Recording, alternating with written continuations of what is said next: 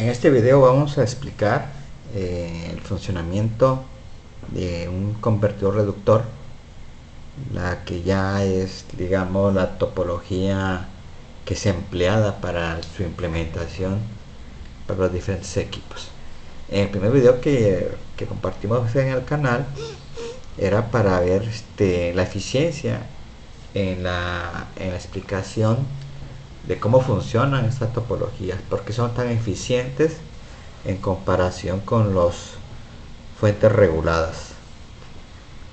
Aquí tenemos un dibujo que nos vamos a apoyar, que nos va a enlazar con el primer video que compartimos. Este es un convertidor reductor en la que consiste simplemente con un interruptor que realmente se implementa pues con transistores, una fuente de voltaje. Esta fuente de voltaje E puede provenir de la Comisión Federal de Electricidad, o sea, la fuente de corriente alterna, un transformador. Puede también procesarse a través de un puente rectificador y un filtrado, ¿no? El filtrado a través de bancos capacitores. Y hoy ahí tendríamos un voltaje de CD. Si la queremos regular, ¿verdad? Pondríamos un regulador electrónico, ¿va? Y ya tendríamos una fuente de CD regulada, ¿no? Aquí ya nuestra fuente sería de CD. Este voltaje E se refiere a este voltaje E. Esto es cuando tenemos ya obtenemos la energía de la corriente, del contacto ahí de alimentación, ¿verdad? Entonces vamos a partir de la figura que cuando tenemos la necesidad de que aquí puede tener un paneles solares, ¿va? Puede ser también banco de baterías, ¿va? En la que nos lo estén proporcionando ya nuestra fuente de alimentación E, ¿verdad? Entonces tengo una fuente de energía E, una segunda opción E, una tercera opción E, y así podemos tener varias opciones. Entonces vamos a suponer que yo ya tengo aquí el voltaje E de un valor E, ¿verdad? De voltaje. Y aquí necesitamos un valor diferente al valor de E. ¿Sí? Entonces, ¿cómo puedo? Lo que hacemos es abrir, encender o apagar el interruptor. Entonces el voltaje real que recibe la carga sería la señal roja. Pero si nosotros matemáticamente calculamos el valor promedio que recibe la carga, pues sabemos la forma matemática: 1 sobre T, integral de 0 a T del voltaje, ¿verdad? Instantáneo con respecto al tiempo. Pero en este caso ya tenemos aquí de 0 a T-on, ¿sí? Como lo explicamos en el primer video. Entonces esto realmente sería igual a 1 sobre T, integral de 0 a T-on, ¿sí? de la E menos la caída de tensión en el switch, ¿sí? Por la diferencial del tiempo. La ecuación matemática de esto sería igual a voltaje 1 sobre T E menos B de SW evaluado desde T hasta T-on, perdón, desde 0 hasta el T-on. Entonces mi voltaje de salida va a ser igual a T-on sobre T, la E menos SW. Y si nosotros definimos un parámetro, como lo dijimos en el primer video, de T igual al ciclo de trabajo, entonces se simplifica mi ecuación matemática de mi voltaje de salida, que va a ser igual al ciclo de trabajo que multiplica al voltaje de entrada menos la caída de tensión del interruptor. Esto que está acá es constante, ¿no? Lo único que va a estar variando aquí va a ser el ciclo de trabajo, es decir, el tiempo de encendido. Y recuerden de que el ciclo de trabajo es mayor que 0 y menor que 1. Eso significa que mi voltaje de salida va a ir desde 0 hasta E menos BSW. Por lo tanto, como el voltaje de salida nunca va a ser superior al voltaje de alimentación, sino que va a ser inferior al voltaje de alimentación, por eso se le llama reductor, ¿verdad?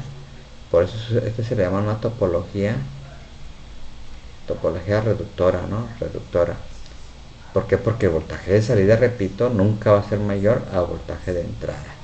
Y esta es la ecuación matemática que debemos de memorizar, ¿verdad? ¿Vale? Ahí lo voy a poner en cuadrito.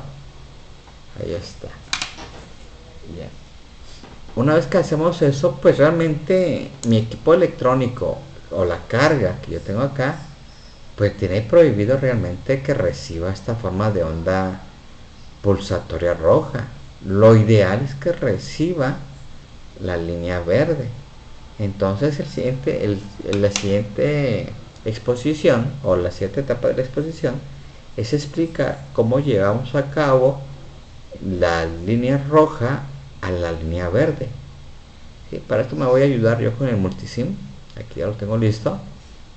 Aquí, por ejemplo, puse unos interruptores, es decir, ahorita está desconectado el diodo, aquí está desconectado la bobina, está desconectado el capacitor. Estamos suponiendo que el capacitor tiene una resistencia en serie, la SR del capacitor de 1 ohmio, 50 microfaradios. La bobina es de 10 microhenrios, tiene una resistencia propia del alambrado, ¿no? del conductor de cobre, ¿verdad? Entonces tiene una resistencia de 5 ohmios. Y el diodo es un diodo de conmutación rápida, que pueden ser un diodo Schottky de potencia, que conmute rápido.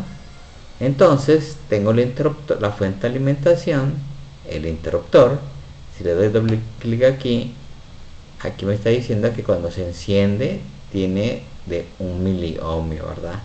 Entonces si aquí circula una corriente, multiplico por la resistencia, pues tendría una caída de tensión en S1, ¿verdad? Por eso estamos poniendo aquí un osciloscopio para monitorear la caída de tensión en S1.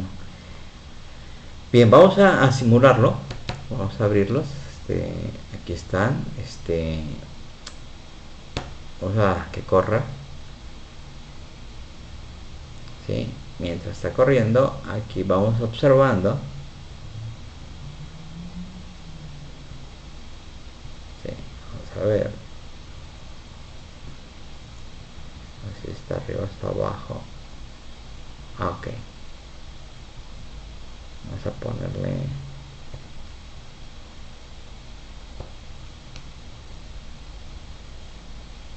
y aquí va, pero creo que está muy lento. Voy a poner que sea más rápido para ver los resultados, ¿no?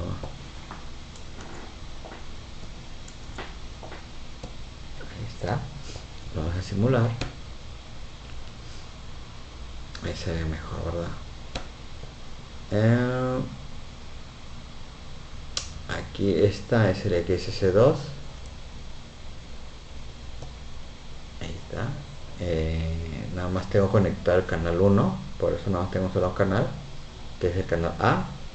No hay nada, por eso tengo una sola señal.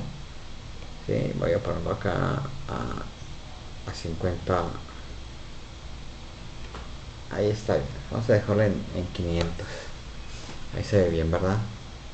Y aquí pues tengo estas escalas. El verde es la corriente que estoy monitoreando, que pasa de la fuente, interruptor y carga. Entonces nos damos cuenta, aquí sí, por favor, vamos a checar bien. Observen, cuando hay voltaje hay corriente, cuando no hay voltaje no hay corriente. Entonces voltaje, corriente en la carga, ¿sí? Y esta es el voltaje diferencial que está viendo en S1. Pero como les dije, el voltaje de salida, que es este, veo que está en rojo esto, pues realmente R1 no le sirve un voltaje pulsatorio. Él necesita un voltaje lo más que se aproxime a una batería. Entonces vamos a poner nuestro primer capacitor para ver si ayuda a obtener ya una señal promedio. Entonces lo conectamos y vamos a observar los efectos que hay en la corriente y en la caída de tensión del interruptor. Fíjense bien lo que está pasando. Dejó de ser pulsatoria y ya se tiene más o menos voltaje, que ahora sí hay voltaje en todo el periodo. Hay una descarga del capacitor, se carga, se descarga, pero el voltaje ya no llega a cero, ¿vale? Vamos a quitar esto de acá.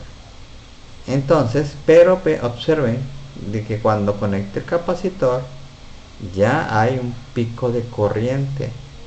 Si ese pico de corriente tenemos que la punta de la corriente me está dando 1 volt por amperio, entonces significa que si tengo 100 volt por división, tengo 100 amperios por división. Entonces fíjense bien que primeramente era, que no sé, unos 40, aquí son 100, 50, como 25 amperes.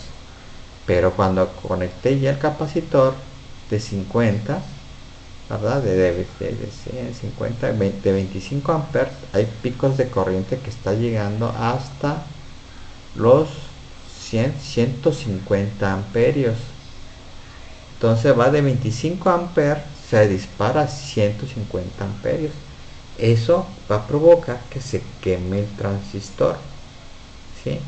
Entonces la única manera de que este pico de corriente se desaparezca es conectando, que lo frene una bobina. Vamos a ver los efectos de la bobina. Quiero que observen cómo esos picos de corriente van a desaparecer cuando agregamos una bobina. Observen. ¿Sí? Fíjense bien, dejó de percibirse, ¿va? La corriente picos es recortada. Si lo observan, desapareció. Y también mejoró el rizo del voltaje de alimentación a la carga. Ya no es cuadrada, ya es una CD y con un rizo de voltaje. O sea, se mejoró con el capacitor y con la bobina. Pero recuerden que con el capacitor teníamos amperajes muy grandes que se podría quemar el transistor. Se agregó la bobina y desapareció el pico de corriente en verde. Pero el problema está en lo siguiente, lo voy a volver a poner, fíjense bien. ¿Sí? Vuelve a aparecer los picos de corriente y empeora el rizo. Y observen aquí abajo, este es el voltaje que tenemos en el interruptor. Entonces no hay sobrevoltajes, tengo 500 voltios por división, 500, 250, como 220 voltios, ¿verdad? O sea que sí lo soporta el aquí ya moví algo.